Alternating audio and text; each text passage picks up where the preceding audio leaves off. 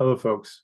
My name is Jason Reif, and along with my co-author, Matt McDermott, who also works in the mechanical engineering department at Tufts, I'm pleased to present this abstract to you that focuses on navigation with LiDAR, and in particular on characterizing a systematic error that we call perspective error.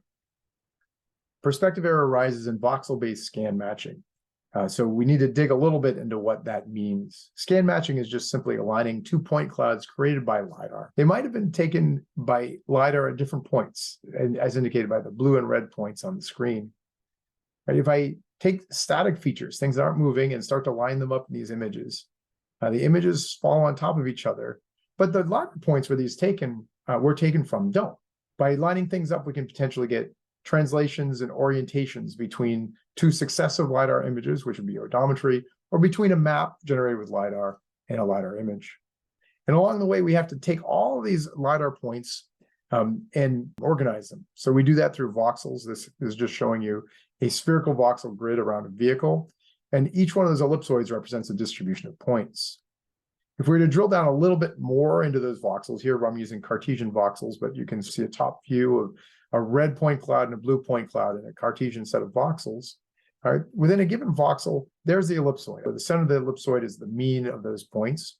So the red cloud and the blue cloud each have a separate mean. There's a distance between them in each voxel where there are red and blue points together. And if we can find the transformation that minimizes those offsets, that gives us the best possible alignment. All right. This is in a space of many other scan matching algorithms. Many of them are feature-based. Many of them have machine learning. Voxel-based scan matching doesn't have any data association issues. It's just grid-based, so you don't have to match features up. And it's fully interpretable, unlike machine learning, which is often difficult to characterize internally. But there are some disadvantages with any kind of LiDAR processing. One of the particular issues with voxel-based processing is perspective. You can see on the left in example one that there's two crosses, each representing a LiDAR location viewing a cylinder. You can imagine it's a top view looking down on a column. And the surface that can be seen from each one of those points of view is a little different. And the fact that there's missing data shifts the mean in each one of those cases to a different point, as indicated by the stars that are just inside the cylinder. That difference in mean locations looks like an effective difference, like a motion, right? So that's a systematic bias. And the goal of this article is to analyze that and explain where that comes from.